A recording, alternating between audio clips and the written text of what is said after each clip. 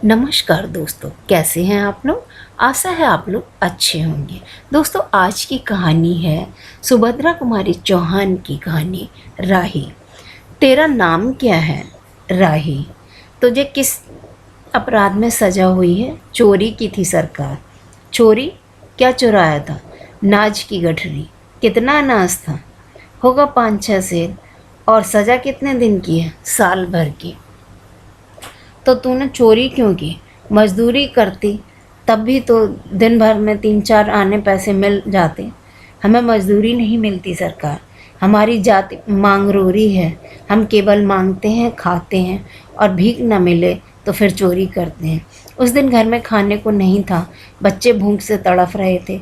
बाजार में बहुत देर तक मांगा। बोझा ढोने के लिए टोकरा लेकर भी बैठी रही, पर कुछ न मिला। सामने किसी का बच्चा रो रहा था। उसे देखकर मुझे अपने बच्चे की भूख याद आ गई।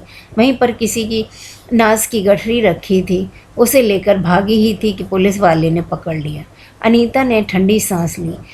बोली, फिर तूने कहा नहीं कि बच्चे भूखे थे इसलिए चोरी की? संभव है इस बात से मजिस्ट्रेट कम सजा देता। हम गरीब की कोई नहीं सुनता सरकार। बच्चे आए थे कचहरी में, मैंने सब कुछ कहा, पर किसी ने नहीं सुना। राही ने कहा, अब तेरे बच्चे किसके पास हैं? उनका बाप है, अनीता ने पूछा। राही की आंखों में आंसू आ गए। वह बोली, उनका बाप मर गया है सरकार। जेल में उसे मारा था और वही हॉस्पिटल में वह मर गया। अब बच्चों का कोई नहीं है। तो तेरे बच्चों का बाप भी जेल में ही मरा है?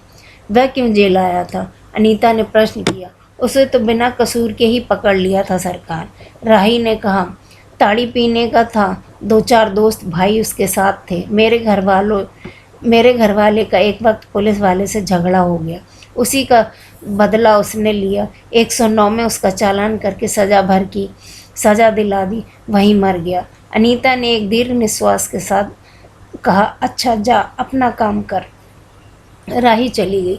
अनीता सत्याग्रह करके जेल आई थी। पहले उसे बी क्लास दिया था, फिर उसके घर वालों ने लिखा पढ़ी करके उसे ए क्लास की सजा दिलवा दी। ए क्लास दिलवा दिया। अनीता के सामने आज एक प्रश्न था। वह सोच रही थी कि देश की दरिद्रता का कोई उपाय नहीं है। हम सभी परमात्मा की संतान हैं। हम सभी परमात्मा की संतान हैं और हम एक ही देश के निवासी हैं। कम से कम हम सबको खाने पहनने का समान अधिकार तो है ही।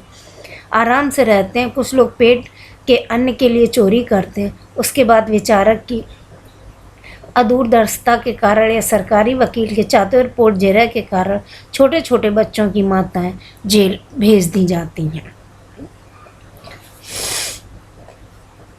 और उन्हें कष्ट उठाना पड़ता है। उनके बच्चे भूखों मरने के लिए छोड़ दिए जाते हैं। एक और तो वह कैदी हैं जो जेल आकर सचमुच जेल जीवन के कष्ट उठाती हैं, और दूसरी ओर वे हैं जो हम लोग जो अपने देशभक्त और त्याग का ढिंढोरा पीटते हुए जेल आते हैं। हम आमतौर से दूसरे कैदियों के मुकाबले अच्छा बर्ताव मिलता है, फिर भी हमें संतोष नहीं मिलता। हम जेल आकर ए और बी क्लास के लिए लड़ते हैं। जेल आकर ही हम कौन सा बड़ा त्याग कर देते हैं। जेल में हमें कौन सा कष्ट रहता है, सिवा उसके कि हमारे माथे पर नेतृत्व की सींग लग जाती है। हम बड़े अभिमान से कहते हैं कि यह हमारी 4थी जेल यात्रा है, हमारी 5वीं जेल यात्रा है, और आत्मगौरव अनुभव करते हैं। तात्पर्य यह है कि हम जितने बार जेल जा चुके हैं उतनी सीढ़ियां हम देशभक्ति और त्याग से दूसरों के ऊपर उठाए जाते हैं, और उसके बल पर जेल से छूटने के बाद कांग्रेस की राजकीय सत्ता मिलते ही हम मिनिस्टर, स्थानीय संस्थाओं के मेंबर और क्या क्या हो जाते हैं। अनीता सोच रही थी, कल तक जो खद्दर भी न पहनते थे, बात बात पर कांग्रेस का मजाक उड़ाते थे, कांग्रेस के हाथों में थोड़ी सख्त आते ही वे कांग्रेस भक्त बन गए, खद्दर पहनने लगे। यहाँ तक कि जेल में भी दिखाई पड़ने लगा कि वास्तव में देशभक्ति है या सत्ता भक्ति। अनीता के विचारों का तांता लगा हुआ था, दार्शनिक हो रही थी। उसे अनुभव हुआ जैसे कोई भीतर ही भीतर उसे काट रहा हो। अनीता की विचार बली अनीता को ही खाए जा रही थी। उसी बार बार यह लग रहा था कि उसकी देशभक्ति सच्ची देशभक्ति नहीं वरन मजाक है। उसे आत्मग्लान हुई और साथ ही साथ आत्मानुभूति भी। अनीता की आत्मा बोल उठी, वास्तव में सच्ची देशभक्त तो उन गरीबों के कष्ट निवारण में है। ये कोई दूसरे ही नहीं है, हमारी ही भारत माता की संतान है। इन हजारों लाखों भूखे नंगे भाई बहनों को यदि हम कुछ भी सेवा कर सकें, थोड़ा भी कष्ट निवारण कर सकें, तो सचमुच हमने अपने देश की कुछ सेवा की है। हमारा वास्तविक देश तो देहात में ही है। किसानों की दुर्दशा से हमारे सभी बहुत परिचित, थोड़े बहुत परिचित हैं, पर इन गरीबों के पास न घर है न द्वार। अशिक्षा और ज्ञान का इतना गहरा पर्दा पड़ चुका है कि आँखों में इनके होश संभालते ही माता पुत्री को और सास बहू की चोरी की शिक्षा देती है, और उनका यह विश्वास है कि चोरी करना और भीख मांगना ही उनका काम है। इससे अच्छा जीवन बिताने की वह कल्पना भी नहीं कर सकते। आज यहाँ डेरा डाल के रहे तो कल दूसरी जगह चोरी की, बचे तो बचे, नहीं तो फिर साल 2 साल के लिए जेल। क्या मानव जीवन का यही लक्ष्य है अथवा नहीं? यदि नहीं है तो विचारादर्श की उच्च सतह पर टिके हुए हमारे जननायकों और युग पुरुषों की भी हमें क्या आवश्यकता है? इतिहास, धर्म, दर्शन, ज्ञान, विज्ञान का कोई अर्थ नहीं होता, पर जीवन का लक्ष्य अवश्य। संसार की मृगमारीचिका में हम लक्ष्य को भूल जाते हैं। सतह के ऊपर तक पहुंच पाने वाले कुछ एक महान आत्माओं को छोड़कर सारा जन समुदाय संसार में अपने को खोया हुआ पाता है।